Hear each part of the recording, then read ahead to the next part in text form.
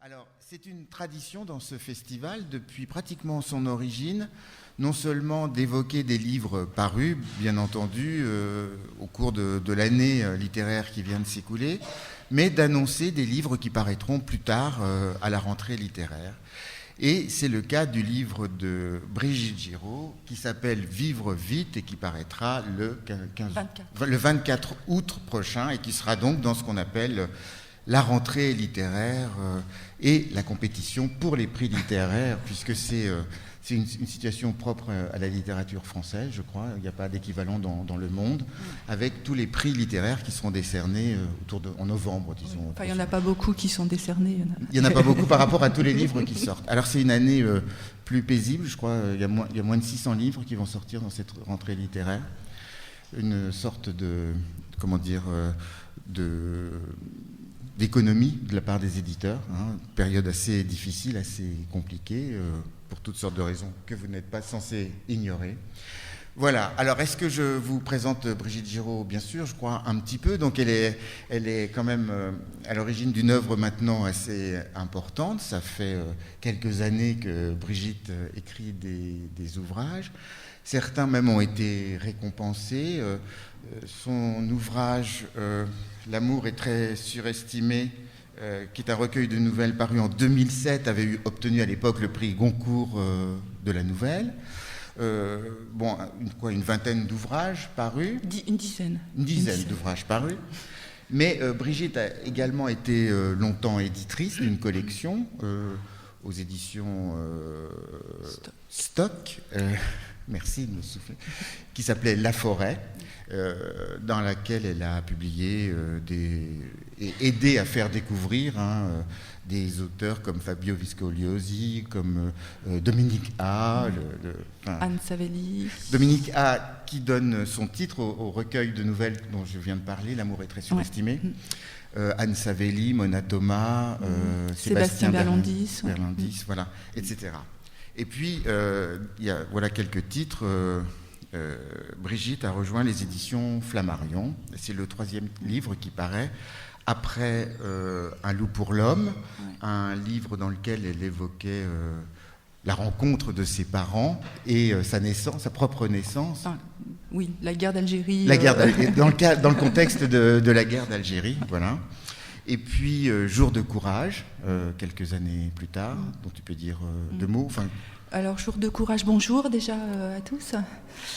Jour de courage, c'était en 2019, donc ça fait 3 ans. C'est un roman assez bref qui met en scène un lycéen, Livio, qui a 17 ans, qui, à l'occasion d'un exposé en cours d'histoire sur la montée du nazisme et sur les premiers autodafés nazis, va raconter l'histoire fabuleuse de ce médecin juif allemand, Magnus Hirschfeld, qui a été le premier homme sur la planète à œuvrer pour l'égalité homme-femme et pour la défense des droits des homosexuels. On est dans les années 20 à Berlin. Et à l'occasion de cet exposé, ce jeune garçon va faire, sans jamais parler de lui, sans jamais dire « je », ce qui peut ressembler à un coming out. Voilà, donc ça c'était il y a 3 ans. Voilà, et puis donc maintenant, Vivre vite. Donc Vivre vite, c'est le titre de cet ouvrage qui paraîtra donc le 24 août prochain. Alors, comment introduire ce livre? Pour dire, c'est à un moment donné de la vie de Brigitte, un drame est survenu, son compagnon, son mari, son amoureux a eu un accident de moto qui lui a été fatal. Voilà, bien des années ont passé. Alors pratiquement sur le coup, Brigitte avait déjà consacré un ouvrage à ce drame qui s'appelait « À présent », paru peu de temps après. 2 ans après, qui était une sorte de témoignage coup de poing sur ce qui se passe quand quelqu'un décède et ce qui est fait, comment vit la personne qui reste, la survivante. C'était un livre vraiment, je veux dire, avec des images tellement fortes, moi, qui me hantent encore. Je dois dire que j'ai lu il y a fort longtemps une espèce de mélange entre l'immense drame et parfois la trivialité de certains détails. Et c'est la confrontation de ces deux niveaux d'événements qui font de ce livre quelque chose de très spectaculaire et de très entêtant pour le lecteur. Voilà, donc 20 ans après, tu souhaites revenir sur cet événement. C'est quoi le premier... Pourquoi ? Voilà, pourquoi revenir sur cette chose si douloureuse ? Pourquoi et comment y revenir ? Ouais,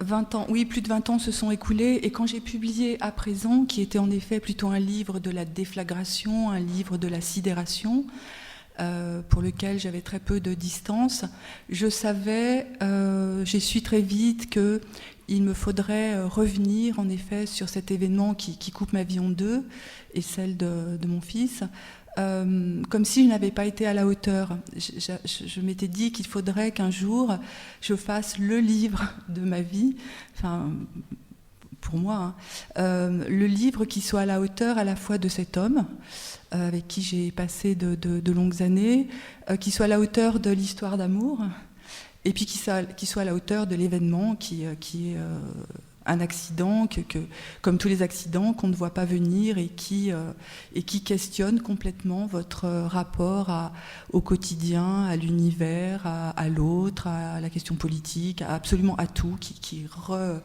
est comme un reset de votre existence.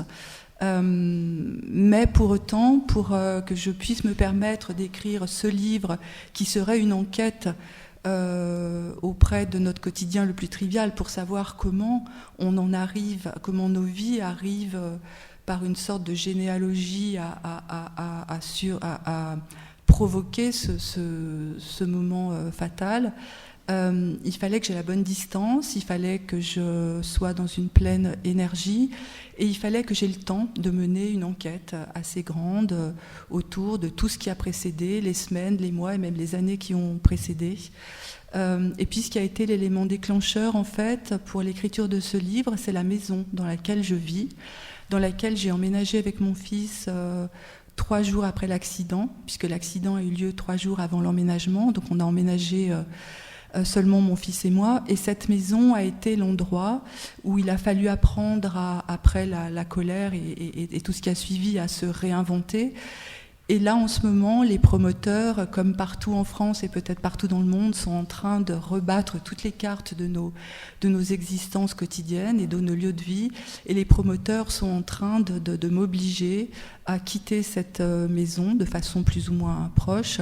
Et au moment mentalement de me projeter dans l'idée d'un nouveau déménagement, c'est-à-dire de repasser par tous les objets qu'il faut trier, qu'il faut mettre en carton, c'est comme si je faisais un état des lieux, et là je me rends compte, un état du propriétaire, et là je me rends compte en fait que l'accident que la maison est au cœur de ce qui a provoqué l'accident de façon directe ou indirecte. C'est un livre qui parle beaucoup des questions immobilières, nos obsessions à vouloir acheter, racheter, revendre, le petit bout de terrain, la terrasse qu'on voudrait, planter des hortensias, enfin toutes ces choses-là qui nous envahissent, en tout cas moi, qui m'ont envahi copieusement pendant ces années, qui n'ont jamais cessé de m'envahir parce que j'ai toujours été à la recherche du lieu idéal. Et ce que je me disais, c'est qu'en recherchant le lieu idéal, qui est le lieu qui est censé nous mettre à l'abri, ça a été finalement une façon de s'exposer au danger, ce qui est parfois très, très curieux. Voilà, donc ça a été le déclic de l'écriture. Et juste une dernière chose, comme l'accident n'a pas de cause réelle et de cause objective, on ne sait pas ce qui s'est passé. Le rapport de police ne dit quasiment rien, et c'est vrai que quand on n'a pas de réponse à tout un questionnement qui ne cesse de vous hanter, on est obligé de mener une enquête sur ce qu'on vit, et un cerveau qui n'en finit pas de galoper, c'est un cerveau qui finit par générer de l'écriture. Et voilà, donc ça a pris beaucoup de temps, mais le temps est venu. Voilà, donc comme le livre, comme vous l'avez bien compris, n'est pas encore disponible, Brigitte va vous en lire quelques pages au cours de cette conversation, différents moments du livre. Hein. Okay. Alors je vais vous lire le tout début.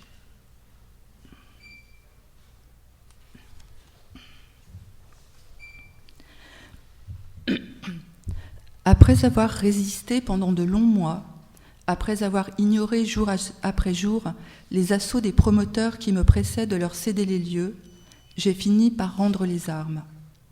Aujourd'hui, j'ai signé la vente de la maison. Quand je dis la maison, Je veux dire la maison que j'ai achetée avec Claude il y a 20 ans et dans laquelle il n'a jamais vécu, à cause de l'accident, à cause de ce jour de juin où il a accéléré sur une moto qui n'était pas la sienne, sur un boulevard de la ville, inspiré par Louride peut-être, qui avait écrit « Vivre vite, mourir jeune », des choses comme ça, dans le livre que Claude lisait alors, que j'ai retrouvé posé sur le parquet au pied du lit et que j'ai commencé à feuilleter la nuit qui a suivi. Vivre vite, mourir jeune, jouer aux méchants, tout saloper. J'ai vendu mon âme et peut-être la sienne. Le promoteur a déjà acheté plusieurs parcelles, dont celle du voisin, sur laquelle il projette de construire un immeuble qui viendra dominer le jardin, qui viendra plonger sur mon intimité du haut de ses 4 étages et aussi masquer le soleil. C'en est fini du silence et de la lumière. La nature qui m'entoure se changera en béton et le paysage disparaîtra. De l'autre côté, il est prévu que le chemin devienne une route qui empiétera chez moi pour favoriser l'accès au quartier à vocation désormais résidentielle. Le chant des oiseaux sera recouvert par des bruits de moteurs. Des bulldozers viendront raser ce qui était encore vivant. Quand nous avons acheté, Claude et moi, cette année 1999, où les francs se convertissaient en euros et où le moindre calcul nous obligeait à une règle de 3 infantilisante, le plan d'occupation des sols, ou POS, indiquait que nous étions en zone verte, autrement dit, que le secteur n'était pas constructible. Le propriétaire de la maison voisine nous informait qu'il était interdit de couper un arbre sous peine de devoir le remplacer. Chaque once de nature était sacrée. C'est pour cela que ce lieu nous avait séduits. On pourrait y vivre caché, à la lisière de la ville. Il y avait un cerisier devant les fenêtres, un érable qu'une tempête a déraciné l'année où je suis retournée en Algérie, et un cèdre de l'Atlas dont j'ai appris récemment que la résine était utilisée pour embaumer les momies. D'autres arbres ont été plantés, par moi, ou ont poussé seuls, comme le figuier qui s'est invité contre le mur du fond. Chacun raconte une histoire. Mais Claude n'a rien vu de cela. Il a juste eu le temps de visiter, en poussant des sifflements d'enthousiasme, de constater l'ampleur des travaux à envisager et de repérer l'endroit où il pourrait garer sa moto. Il a eu le temps de mesurer les surfaces, de se projeter dans l'espace en dessinant quelques gestes dans les airs, de signer chez le notaire, d'ironiser dans le bureau du Crédit Mutuel au moment de répartir le pourcentage de l'assurance du prêt sur nos 2 têtes. Les lieux avaient un fort potentiel, comme on dit dans le jargon immobilier. Cette affaire de rénovation nous électrisait. On pourrait écouter la musique fort sans gêner ce voisin qui comptait les arbres et dont le vaste terrain s'étendait derrière une haie naturelle. On pourrait poser nos valises pour une vie entière et faire des plans sur la comète à gogo.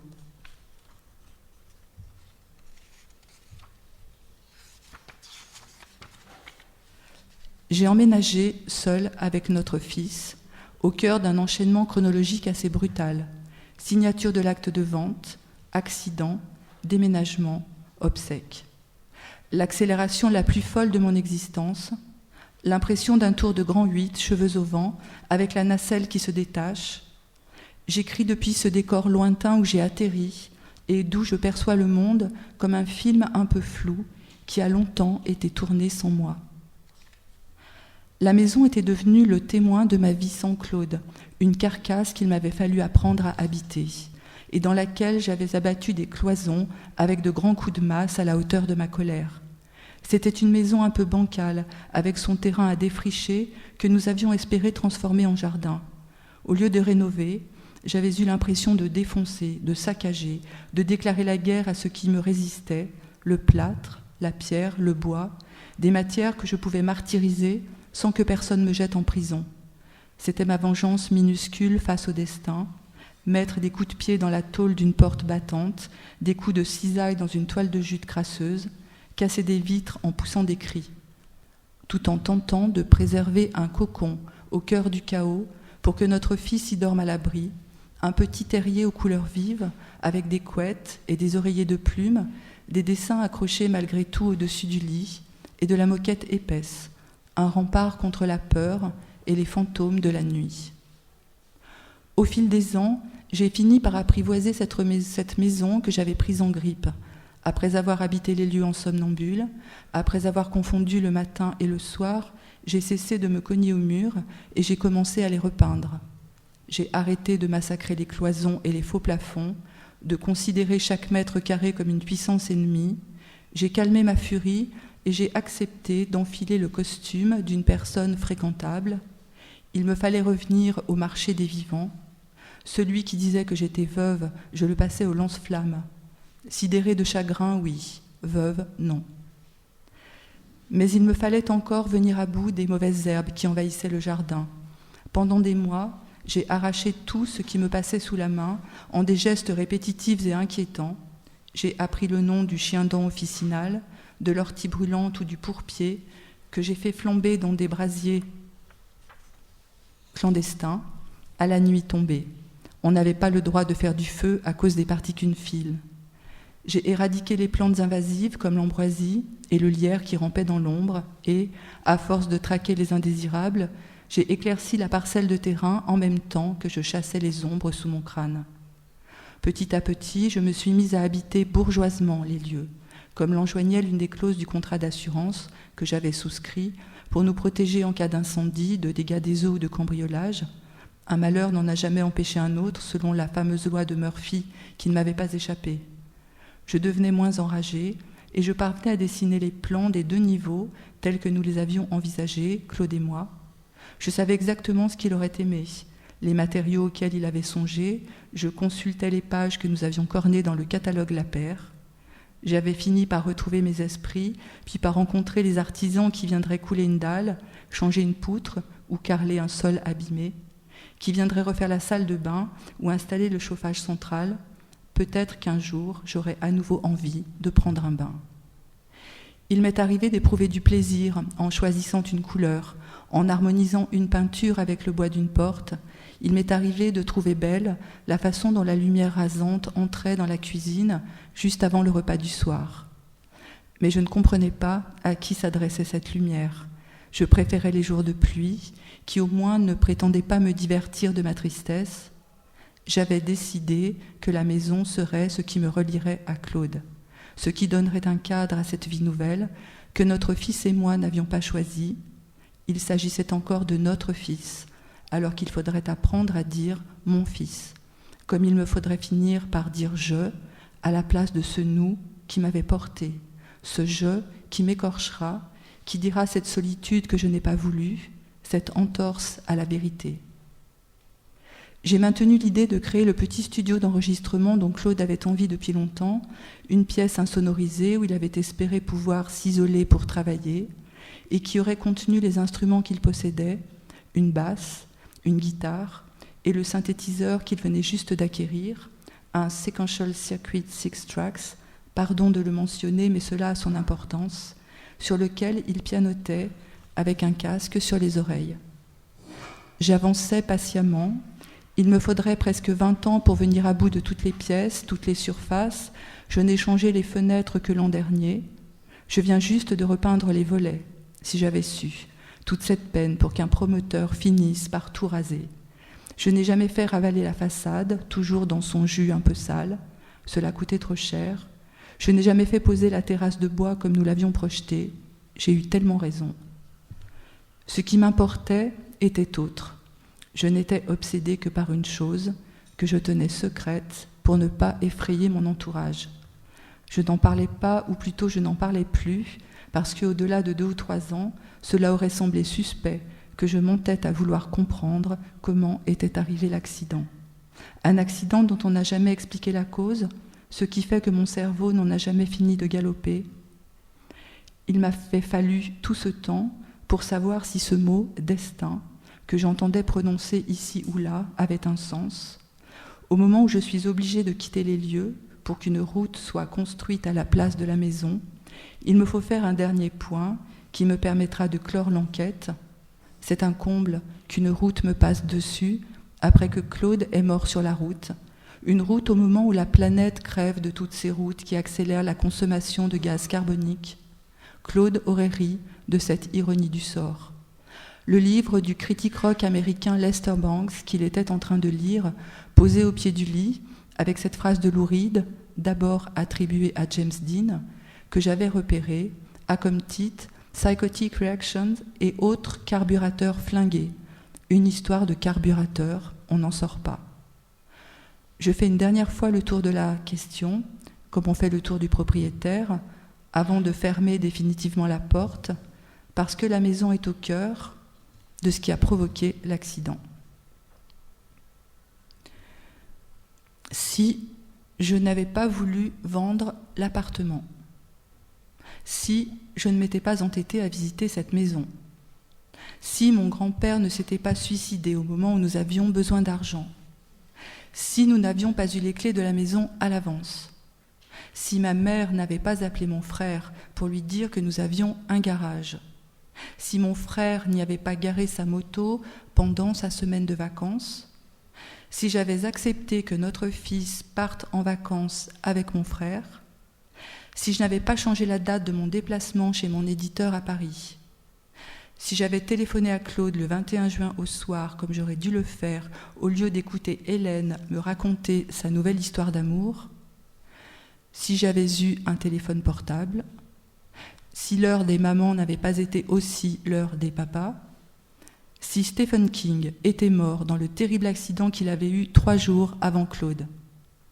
s'il avait plu, si Claude avait écouté Don't Panic de Coldplay et non pas Dirge de Death in Vegas avant de quitter le bureau, si Claude n'avait pas oublié ses 300 francs dans le distributeur de la Société Générale, si Denis R. n'avait pas décidé de ramener la 2 chevaux à son père. Si les journées qui ont précédé l'accident ne s'étaient pas emballées dans une suite d'événements, tous plus inattendus les uns que les autres, tous plus inexplicables, et surtout, pourquoi Tadao Baba, cet ingénieur japonais plein de zèle qui a révolutionné l'histoire de la firme Honda, entre-t-il par effraction dans mon existence alors qu'il vit à 10 000 km? Pourquoi la Honda 900 CBR Fireblade, lame de feu, fleuron de l'industrie japonaise, sur laquelle roulait Claude ce 22 juin 1999, était-elle réservée à l'exportation vers l'Europe et interdite au Japon parce que jugée trop dangereuse? Je reviens sur la litanie des si qui m'a obsédée pendant toutes ces années et qui a fait de mon existence une réalité au conditionnel passé. Quand aucune catastrophe ne survient, on avance sans se retourner, on fixe la ligne d'horizon, droit devant.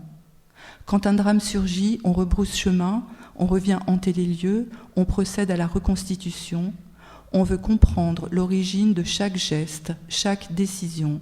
On rembobine 100 fois, on devient le spécialiste du cause à effet, comme Fischli et Weiss furent les artisans du cours des choses. On traque, on dissèque, on autopsie. On veut tout savoir de la nature humaine, des ressorts intimes et collectifs qui font que ce qui arrive arrive. Sociologue, flic ou écrivain, on ne sait plus, on délire. On veut comprendre comment on devient un chiffre dans des statistiques, une virgule dans le grand tout, alors qu'on se croyait unique et immortel. Merci.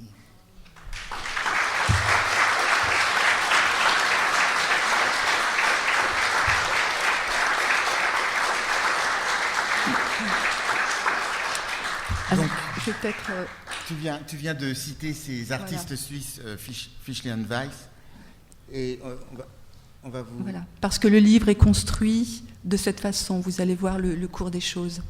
Une chose en entraînant une autre, qui en entraîne une autre. C'est pas d'une qualité merveilleuse, mais...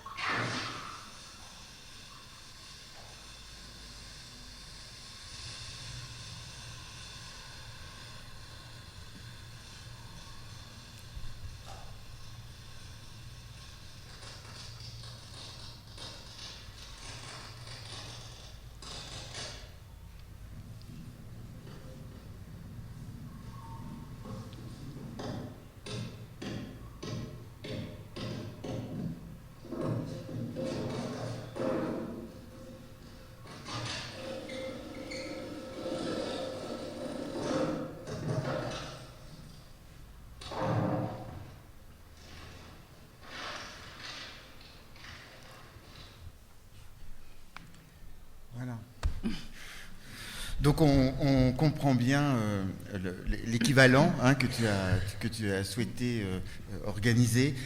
Donc à l'occasion de cette remémoration obsessionnelle,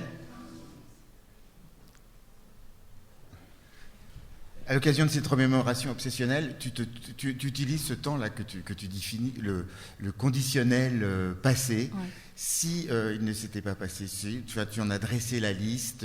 Si je n'avais pas souhaité changer d'appartement, si mon frère n'avait pas prêté sa moto, si ma mère n'avait pas dit à mon frère, etc. Voilà comment tu as construit cet enchaînement de circonstances finalement qui conduisent au drame, quoi. C'est le principe que tu as adopté. Oui, parce que depuis le début, je savais qu'il y avait eu, comme je le dis, tout un tas de dysfonctionnements, et puis tout un tas de moments qui avaient été détournés de leur chemin initial. Le jour où je devais aller à Paris, comme j'ai eu les clés, comme j'ai fait le forcing auprès du notaire pour avoir les clés à l'avance, pour qu'on puisse déjà emmener des cartons quand on est excité d'avoir un nouveau lieu. On veut vite entrer dans les lieux, donc pour commencer à emmener des cartons, donc j'ai dû déplacer l'aller-retour à Paris, donc il y a tout un chapitre. Chaque chapitre parle en fait de la vie quotidienne et de voir comment une existence se construit avec chaque jour dans votre quotidien un choix. Est-ce que je pars au marché ou est-ce que je passe à la bibliothèque après ou est-ce que je vais d'abord chercher mon fils et puis que voilà, tous les jours on est obligé de répondre à certains choix, parfois des choix qui sont considérables dans nos vies, puis parfois c'est des petits choix de rien du tout, tout en sachant, comme je dis, que tout cela, quand ça n'a aucune conséquence, on ne va pas mener l'enquête sur les journées qu'on vient de passer. Mais ça me donnait l'occasion aussi de revenir sur des obsessions qui traversent tous mes livres, qui sont la question de la famille. Qu'est-ce qu'une famille ? Pourquoi à un moment je me sens obligée à 36 ans d'appeler ma mère pour lui dire « Maman, j'ai les clés ». Qu'est-ce que c'est que ça veut dire quoi ? Donc il y a tout un chapitre qui interroge ça, à quel moment on peut se passer du regard de sa mère. Qu'est-ce que c'est qu'une famille entre la solidarité et l'ingérence, où est la limite, qui se mêle des affaires de qui. Quand mon frère nous propose d'emmener notre fils en vacances, moi je me dis, oh là là, mon frère, j'ai entendu dire par ma mère que ce serait un studio au bord de la mer, qu'il y avait une route à traverser, qu'ils auraient un petit bateau à moteur. Donc je me dis, oh là là, mon fils ne sait pas nager, donc je veux le protéger de ça. Donc finalement, il n'y va pas, mais c'est ce qui aurait pu éviter l'accident. Enfin voilà. Et tout le livre se déploie de cette façon. C'est un livre qui questionne aussi beaucoup la question du couple. Qu'est-ce qu'un couple ? Quelles tâches on laisse à l'autre, comment on se situe en son absence, qu'est-ce qu'on fait. Je vous lirai un passage au moment où je suis à Paris, justement, où j'aurais dû passer un coup de fil, et ce coup de fil, je ne le passe pas. Mais, donc ce livre parle aussi des différentes responsabilités qui n'en sont pas, c'est-à-dire on fait tous ce qu'on croit bien pour nos existences, pour soi-même, pour les autres et pour la situation présente. C'est un livre qui pose aussi la question du destin, cette grande question, le rapport au hasard, aux coïncidences, au destin. C'est quand même une question qui nous préoccupe et on sait très bien qu'il n'y a pas de destin et en même temps, il y a ce constructeur japonais, le Japon qui est très loin de mon centre névralgique d'existence. Il se passe un truc là-bas, ça ne me gêne pas jusqu'au moment où ce qui se passe là-bas finit par prendre le bateau, par passer par le canal de Suez, par détourner, faire le tour de la France, arriver au port du Havre, arriver à Paris chez un concessionnaire, puis à Lyon, puis chez mon frère, et puis de chez mon frère. Voilà, ça c'est extrêmement passionnant de mener l'enquête là-dessus, qui était ce fameux Tadao Baba. Donc ça, j'ai enquêté sur cet ingénieur totalement incroyable, qui est une véritable star au Japon. En enquêtant, j'ai découvert qu'il y avait tout un tas d'objets à son effigie, des tapis de tatami, des t-shirts, des rideaux de douche. Vous imaginez un rideau de douche à l'effigie de Tadao Baba. Ce qui veut dire le Japon, ce pays quand même, pays de l'instrument de musique, de la moto, de la technologie. Claude était un musicien, était un critique rock, c'est quelqu'un qui était très, très au quotidien en lien avec le Japon, Casio, Yamaha, etc., mais sans même s'en rendre compte. Et en menant toute cette enquête, j'ai évidemment, de fil en aiguille, je suis allée de découverte en découverte et voilà, et le livre fonctionne comme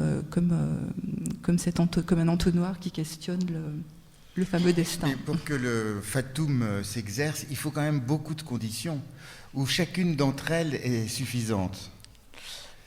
Alors là, contrairement à Fischli et Weiss, ce qui est prodigieux dans le travail de Fischli et Weiss, c'est que une action en génère une autre, qui en génère une autre, qui en génère une autre, etc. On est dans une action unique et une conséquence unique. Il y a aussi une expression qui s'appelle l'aile du papillon, c'est-à-dire à quel moment un petit bruissement d'aile à l'autre bout de la planète va finir par atteindre votre quotidien.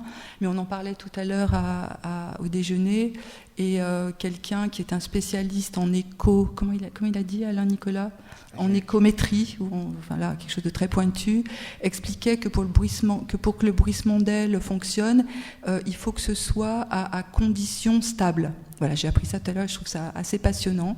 Alors, qu'est-ce qu'une condition stable ? Mais bon, tout ce qui est physique, mathématiques, économie est évidemment aussi passionnant que la chose littéraire. Ce livre essaye de comprendre tout ça. Je ne sais plus ce que tu m'as... Oui, voilà. Et là, il ne fallait pas une condition unique. Oui, voilà. Ouais, il fallait plusieurs. Il fallait un faisceau de conditions. Donc, c'est aussi évidemment quelque chose d'assez littéraire et d'assez proche de la folie. Par moments, je me disais qu'on est dans un roman autobiographique, mais on est aussi dans un roman pur, parce que c'est comme quand vous attendez quelqu'un qui n'arrive pas, votre cerveau émet tellement de scénarios et tellement d'hypothèses que vous êtes dans la fiction, et en même temps vous êtes dans l'auto-fiction. Voilà, donc la différence des deux est assez ténue. Alors j'avais une question un petit peu préalable, mais pourquoi se replonger dans un moment qui a été aussi douloureux? Et j'ai pas pu m'empêcher de penser à quelqu'un comme Philippe Forest, où le drame initial de la perte de son enfant jeune vient irriguer tous ses livres, absolument tous ses livres, depuis l'enfant éternel jusqu'au plus récent. Est-ce que, par exemple, est-ce que ça constitue un exemple pour toi, tu vois, cette œuvre, et peut-être même une source d'inspiration ou une ouverture comme ça à des possibles? Alors en fait, l'accident n'est pas un moment, justement. C'est un moment qui génère une existence radicalement différente, avec d'autres, d'abord sans repères, et puis avec d'autres types de repères. Beaucoup de mes romans travaillent autour de la question de la métamorphose, comment on se réinvente autrement dans d'autres conditions, puisque le deuil, c'est l'idée de se réinventer différemment, dans le meilleur des cas, quand on peut se réinventer, mais en faisant exploser un miroir et puis recomposer avec des bouts qui sont totalement, qui font un dessin complètement différent. Donc ça se fait sur un temps très long, et c'est aussi le temps de l'écriture et le temps de la maturation de tout ça. Et là, comme je disais tout à l'heure, comme il n'y a pas de cause réelle, il y a vraiment un besoin de compréhension et d'aller enquêter. Par exemple, le jeune homme qui arrivait avec sa 2 chevaux en face, qui n'y a absolument pour rien dans l'accident, mais qui est quand même impliqué, il a fallu que j'aille le rencontrer. J'ai mis 10 ans, et c'est quelqu'un qui avait 23 ans à ce moment-là, qui était aussi pompier volontaire, donc c'est aussi le jeune homme qui a donné les premiers soins, ce qui est totalement fou. Il était aussi musicien. Et un jour, je sais qu'il est en concert dans ma ville, il est en concert à Lyon, il vit à Lyon, il est en première partie de Mathieu Bogart. Et c'est marrant parce que hier, je ne sais plus quel écrivain a projeté quelque chose avec la musique c'est Victor Boucher, avec la musique de Mathieu Bogart, me semble-t-il. Et donc je vais le voir en concert et je me dis, je vais aller le trouver dans sa loge après le concert, et puis je lui dirai, bonjour, c'est moi, c'est vous, voilà. Je le vois en concert, je suis évidemment bouleversée, je demande à une amie dont je parle, Marie, de venir avec moi. Et puis, je ne vais pas le voir dans la loge. Le lendemain, je lui écris, on se rencontre dans un café, et cette rencontre nous a pris 10 ans à l'un et l'autre. Et c'est fou parce que c'était un musicien très influencé par Dominica, exactement comme moi. Et en fait, on s'est trouvés l'un et l'autre, mis à part la différence d'âge, complètement en phase et complètement dans le même type d'existence, et au bout de la 2e rencontre, on parlait musique. C'est totalement fou, mais donc tout ça prend tellement de temps que je ne pouvais pas, ce livre-là, faire l'économie de cette folie qui est à l'œuvre, qui n'est pas véritablement une folie, mais on voit bien que de temps en temps, on devient obsessionnel sur un point de détail, mais vous savez bien que tout se loge dans les détails. et notamment le diable, et puis on parle du détail qui tue, c'est vraiment ça.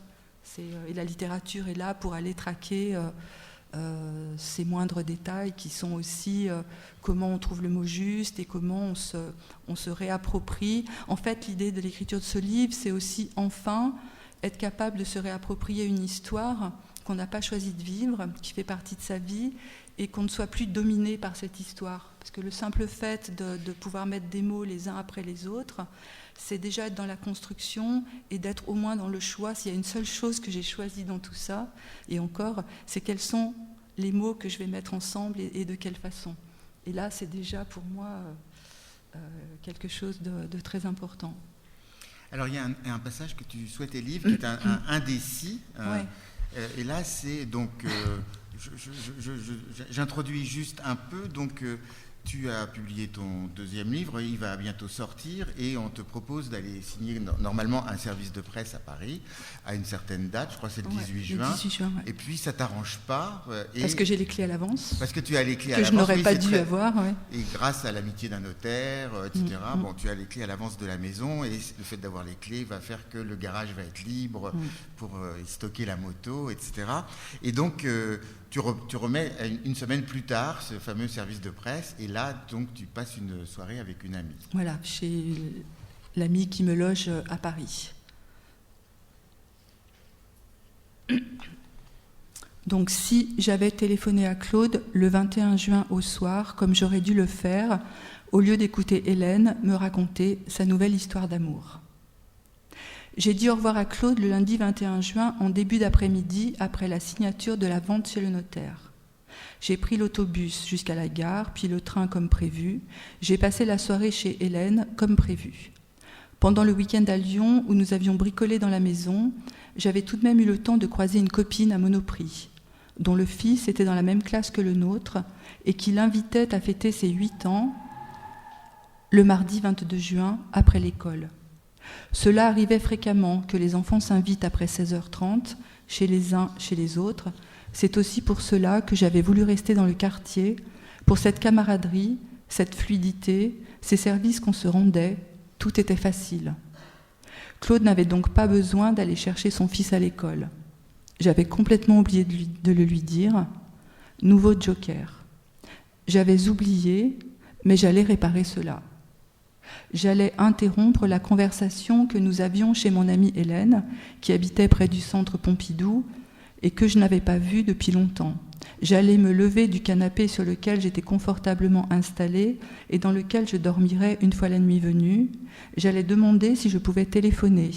J'attendrais qu'il soit 21h30, puisqu'à l'époque, vous vous en souvenez, à l'époque, le téléphone coûtait cher. Il y avait des zones de tarification, des horaires, un protocole qui rendait la vie parfois stupide, comme celui d'attendre près de l'appareil qu'on vous appelle, qu'une administration vous rappelle, que la personne dont vous étiez amoureuse vous rappelle. Nous étions embarqués dans une conversation dont je ne sais plus où elle nous avait menés. Sans doute Hélène parlait-elle de son nouveau travail de libraire ou de la femme qu'elle venait de rencontrer et qui provoquait chez elle des nuits tourmentées et des palpitations. À moins que nous soyons attardés sur les textes d'Olivier Cadiot qu'elle aimait ou sur le dernier album de Cat Power qu'elle venait de mettre sur la platine. Oui, il est probable que nous écoutions Moonpix. Peut-être parlions-nous de la nouvelle maison que nous venions d'acheter, Claude et moi, et des travaux que nous allions entreprendre, de cette maison dans laquelle nous avions prévu d'aménager 3 chambres à l'étage, dont l'une d'elles serait réservée aux amis, et qu'elle pourrait occuper quand bon lui semblerait. Lève-toi et appelle. Il est encore temps d'empêcher ce qui va arriver. Nous mangions des feuilletés qu'elle avait fait réchauffer, délicieux, et nous buvions du martini, je crois que c'était du martini rouge, par petites gorgées. Nous buvions et nous bavardions.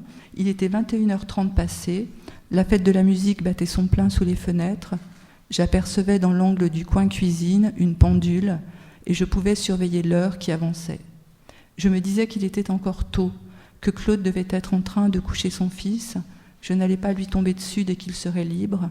Il aurait sans doute envie de se retrouver un peu seul, de fumer une Lucky Strike à la fenêtre, en écoutant l'un des nouveaux CD rapportés du bureau, en montant les basses. Il pouvait pousser le son jusqu'à 22h avant que la loi permette aux voisins de se plaindre. c'était dans l'ancien appartement, ce qu'ils n'avaient jamais fait. C'était plutôt eux qui nous saturaient les oreilles de leur gymnopédie de Satie, jouée sur un piano sans sourdine, et surtout leur régulière querelle de couple, qui finissait toujours de la même façon, avec les sanglots de la fille qui filtraient par le plafond allégé en surface isolante, puisque, comme je l'ai précisé, nous en avions démonté les lattis. Quelque chose me retenait d'appeler, je différais. Je regardais en direction du combiné téléphonique sur l'une des étagères du bas de la bibliothèque, mais je ne parvenais pas à interrompre Hélène, qui me racontait des choses intimes sur son existence, sa nouvelle vie parisienne, ses émois amoureux. Je n'osais pas me lever et lui demander si je pouvais utiliser son téléphone pour joindre Claude. J'avais peur qu'elle trouve cela ringard et même envahissant, qu'une fille, à peine éloignée depuis une poignée d'heures, éprouve le besoin d'appeler son compagnon. J'avais peur, sans doute, qu'elle me juge comme on juge parfois les couples hétéros, dont on dit aujourd'hui qu'ils sont hétéronormés, et qu'elle imagine que je ne pouvais pas me sentir libre, seule, loin de lui, loin de celui qu'elle connaissait et appréciait par ailleurs. Ce qui ajoutait à ma crainte, qui n'en était pas une, mais seulement une vague sensation qui me traversait, était qu'elle croit que je me sente obligée d'appeler parce que j'avais un enfant, et qu'elle constate, ou plutôt vérifie, que les mères, séparées de leur progéniture, ne sont rien. Comme sur les couples hétéronormés, il court aussi des clichés sur les mères qui ne sauraient pas vivre loin de leurs enfants, qui n'auraient aucun autre sujet de conversation que leurs gosses, d'autres préoccupations. Et il faut dire que cela n'est pas totalement faux. J'ai lu récemment un texte de la lacanienne Dominique Guillaumard dans La folie maternelle ordinaire, qui pose la douce question de savoir si l'on peut être mère sans être folle. Voilà, comme ça c'est dit. Hélène n'avait ni homme ni enfant, je ne voulais pas la polluer avec ma possible folie maternelle qui me fournit après coup un début d'explication. Mais si je suis honnête, je ne voulais pas interrompre ce qu'elle me racontait de ces choses de l'amour qu'elle vivait et qui rendaient la soirée palpitante. Nous étions en pleine complaisance, en pleine régression de copines qui se retrouvent, et j'avais aussi simplement la flemme de me lever, une bonne grosse flemme. Je me disais malgré tout, maintenant tu appelles. C'était là, maintenant, qu'il fallait téléphoner. Ce coup de fil, je ne pouvais pas le deviner, ce coup de fil aurait changé le cours de notre existence. Puisque Claude, du coup, n'aurait pas pris la moto, il ne serait pas allé. Alors, il y a deux choses sur lesquelles je voudrais qu'on se penche maintenant. C'est comment tu construis chacun de ces moments, chacune de ces conditions qui ont mené à l'irréparable. On l'a entendu, je crois, à travers cet exemple-là, c'est que c'est aussi l'occasion d'évoquer des choses qui sont différentes, qui ne sont pas uniquement dans la perspective de ce qui... Oui. C'est-à-dire que c'est... Alors, ça va être un moment, par exemple...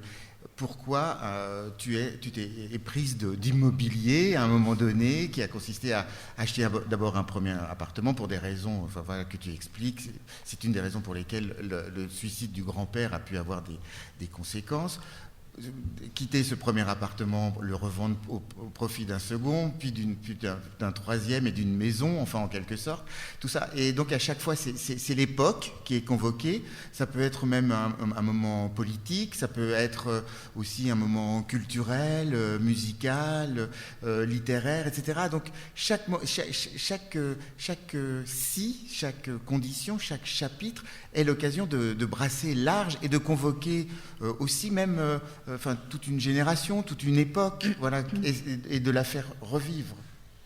Et tout ce qui s'esquissait à l'occasion de ces moments-là dans la société telle qu'on peut la connaître maintenant.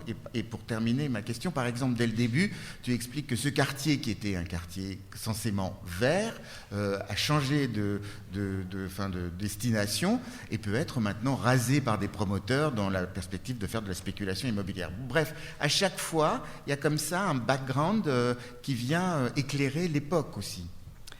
C'est un livre qui parle de la vie, en fait, de nos vies, de comment on vit, de comment on vit vraiment de façon très ordinaire, comment la musique a une place importante, comment comment le rapport à l'école, le rapport aux copains, le rapport aux parents, le rapport de couple, ce que je disais, le fait d'habiter en province aussi, quand on a un éditeur à Paris, il y a un chapitre qui parle de ça. Qu'est-ce que c'est que d'être celui qui vit en province, qui doit prendre un billet de train, qui doit se loger à Paris, il y a toutes ces questions-là. C'est juste avant le téléphone portable, qui n'était pas encore généralisé. C'était encore les francs, comme je l'ai dit, 1999. L'époque n'a pas tant changé que ça, mais il y a pas mal de petits détails. C'est vrai qu'aujourd'hui, un simple texto, je sais qu'un simple texto aurait pu faire l'affaire. Et c'est vrai que de téléphoner, ça demande un conditionnement, une rupture avec la réalité dans laquelle on est engagé, ça demande quelque chose à l'autre. On voit bien la différence entre passer un texto et téléphoner. Je suis sidérée de cette chose-là aujourd'hui, où on téléphone beaucoup moins. Je ne sais pas encore répondre tellement à cette question, mais ce que je voulais faire, je crois, tu as dit revivre, je crois que je voulais aussi, enfin je ne voulais pas, mais ce que j'ai fait finalement, c'est faire un portrait de Claude. Le portrait d'un homme qui a une quarantaine d'années, qui vit, qui trouve ses sources d'énergie dans la musique, dans son quotidien de journaliste et de celui qui va au concert, qui rend des articles et qui roule à moto, mais qui... ce que je dis, ce qui me frappe tout le temps aussi chez les êtres humains que nous sommes, c'est comment, à un moment, une personne peut être ce qu'on peut appeler un bon père de famille, attentif, prudent, etc. Et puis un punk à un autre moment qui tout à coup va faire quelque chose de totalement transgressif, va transgresser tout un tas de choses parce que c'est un des mystères de ce qui se passe dans le livre. Ça m'intéresse beaucoup de voir comment nous ne sommes pas des êtres uniques, unifiés, enfin pas uniques, mais en tout cas unifiés et avec une seule façon d'être. On est à certaines époques de notre existence, ou même à l'intérieur d'une même journée, on est des personnes extrêmement différentes.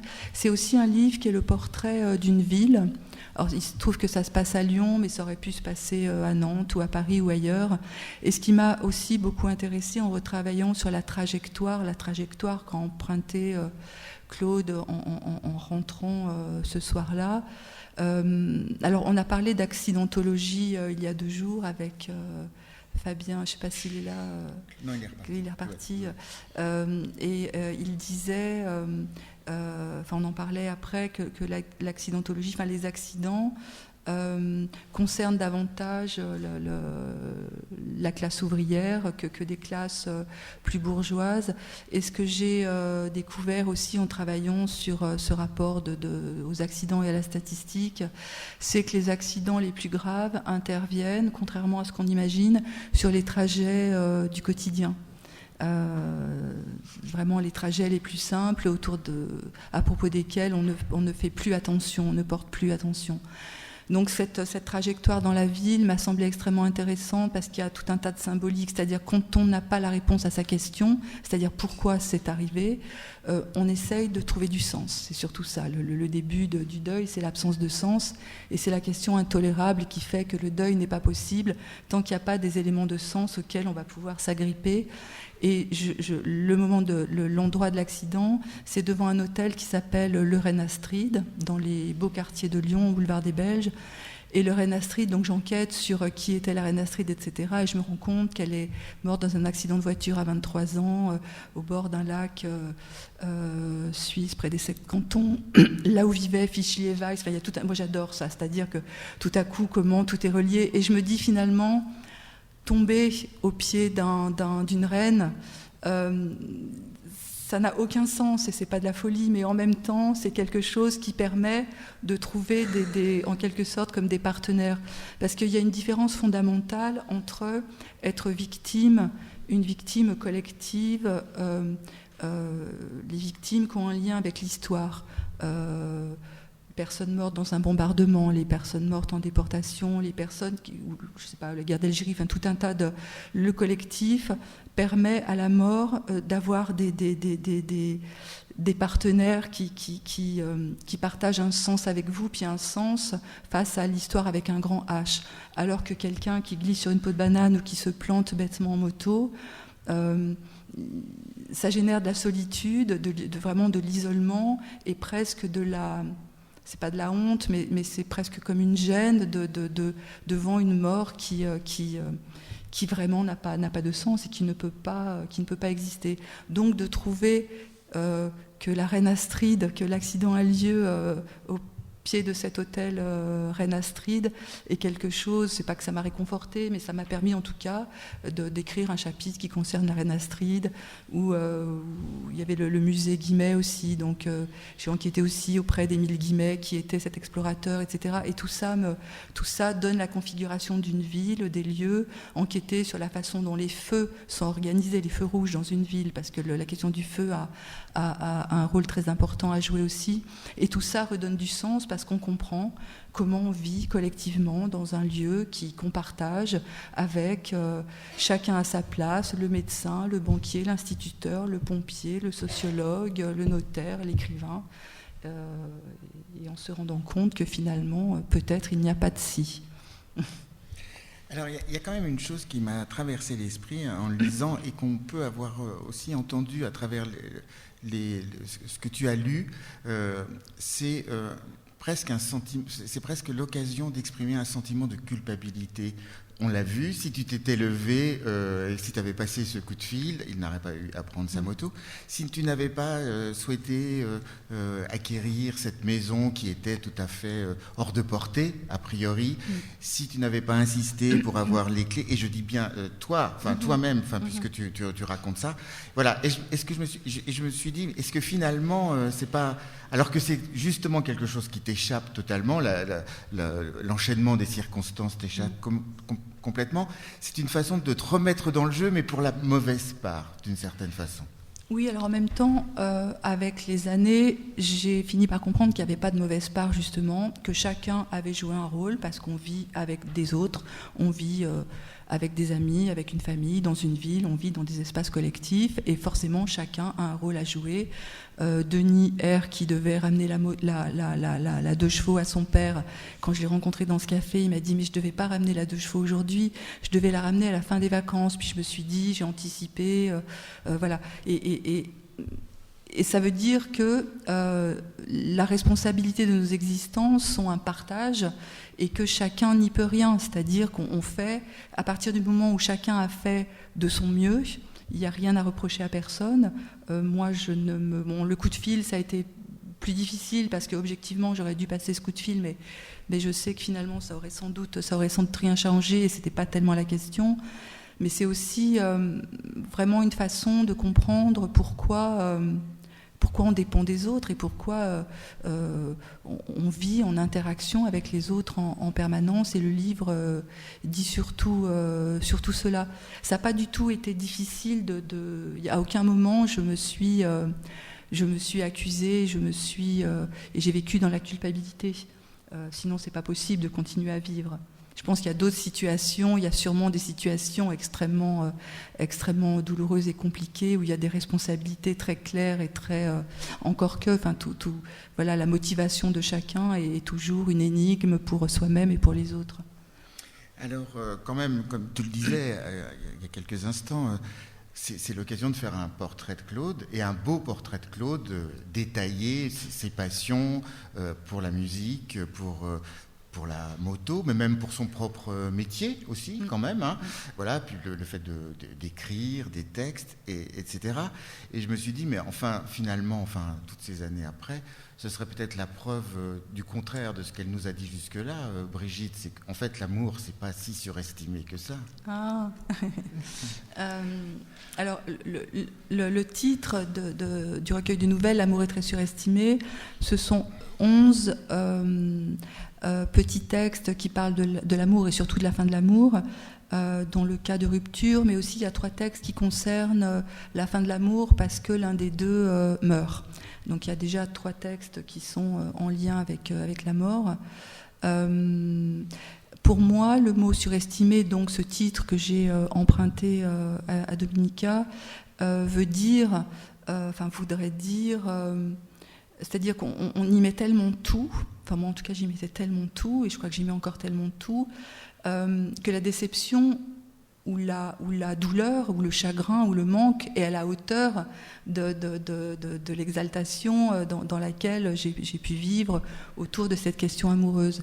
Et donc le surestimer, moi quand je voyais, en fait j'ai écrit le livre aussi en étant entourée d'amis qui étaient en train de vivre des ruptures, puis des histoires de garde partagée, d'enfants, de tout un tas de choses terrifiantes. Et je voyais tous ces amis, mais dans des chagrins tellement profonds, je les voyais mais souffrir, je voyais de la souffrance à l'œuvre. Et le surestimer, qui est aussi ce que dit Dominica dans sa chanson, vient aussi de ce sentiment-là, c'est-à-dire tout ça pour ça. Voilà, le surestimer vient de là, mais j'en crois pas j'y crois pas du tout évidemment, et je pense que Dominique non plus. Mais c'est un clin d'œil, c'est une façon de se moquer de soi-même aussi. Et dans le texte, l'amour est très surestimé. Il y a aussi un des 11 textes qui revient sur l'affaire Cantat-Trintignant. Je l'ai publié quelques années après. Donc il y a ce texte-là qui fait aussi irruption et qui re-questionne la question amoureuse au sens large d'une façon plus très très douloureuse pour le coup. Bien, et puis peut-être pour terminer cette conversation, parce qu'il faut bien qu'elle ait une fin, justement, tu vas nous lire pratiquement la fin du livre, enfin, ouais. qui est comment dire, le moment après quoi. Voilà. Après tout ça, après. Toutes les conditions se sont exercées qui ont mené au drame, et c'est après, et le chapitre s'appelle l'Éclipse. C'est un tout petit chapitre, voilà. Tout le monde parlait de l'éclipse. Tu n'aurais pas imaginé. Chacun cherchait les lunettes appropriées pour regarder le soleil, supposé disparaître derrière la lune en pleine journée. Il n'était question que des lunettes qu'on pouvait trouver dans les bureaux de tabac, à Monoprix, encore, sur les stands du marché.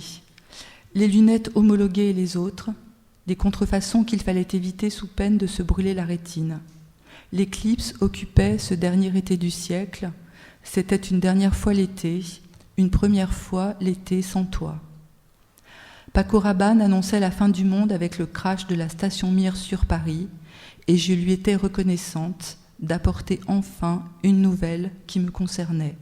Je voulais le croire, je voulais lui donner raison, nous serions tous enfin engloutis, tous égaux, mais je ne pouvais confier à personne cette mauvaise pensée. Le 11 août, je n'avais rien de prévu, pas plus que le 10 ou le 12, la semaine désespérément vide. J'entrais dans cette longue plage de temps comme si j'avançais dans un vaste terrain vague.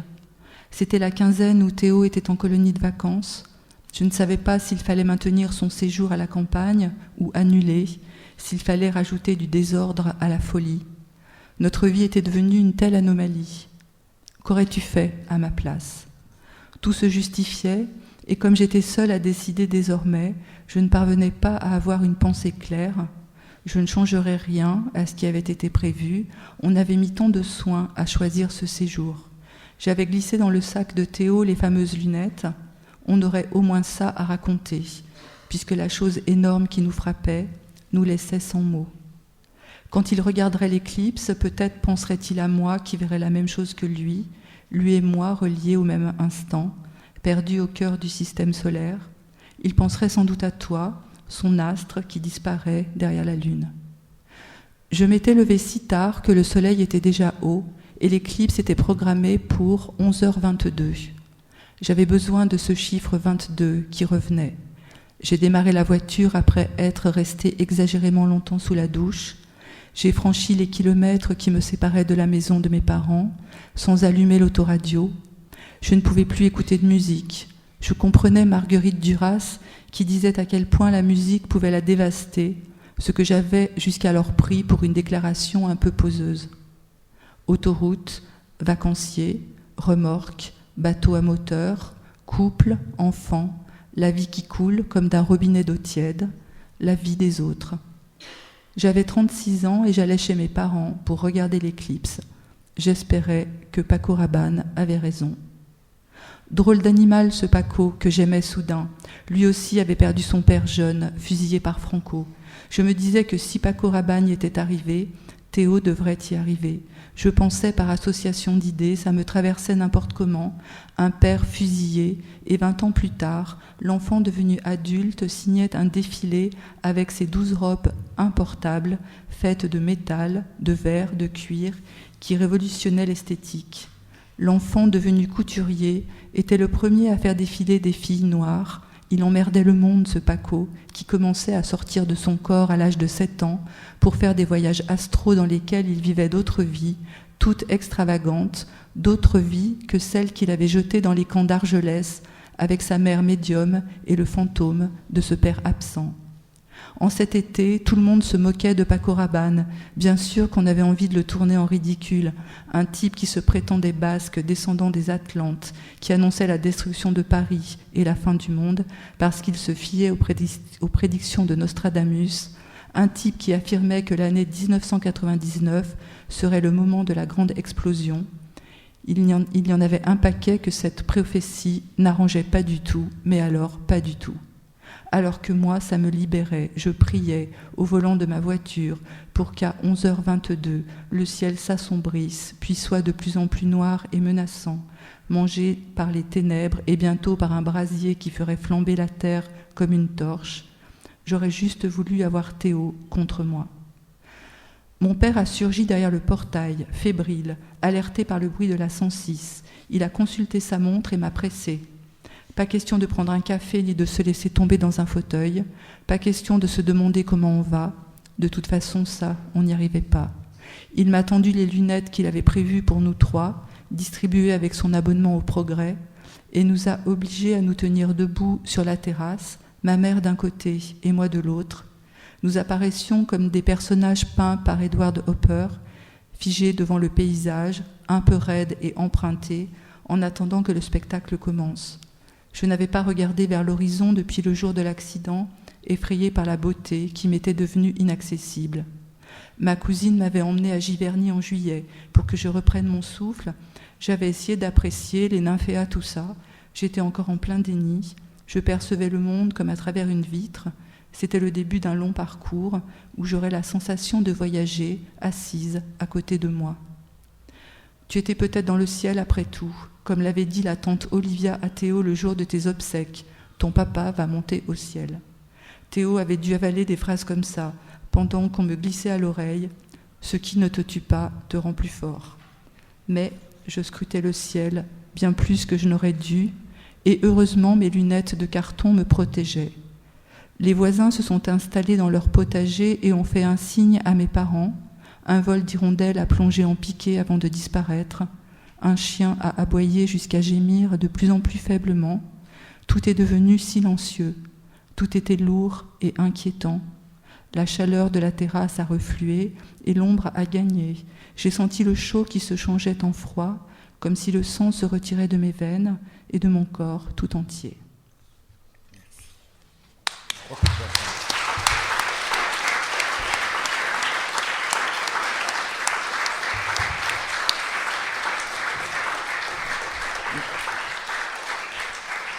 Merci infiniment, Brigitte, pour ce présent, pour ce cadeau que tu nous fais en nous faisant découvrir, vous faisant découvrir son livre en avant-première. Alors, bien sûr, vous ne pouvez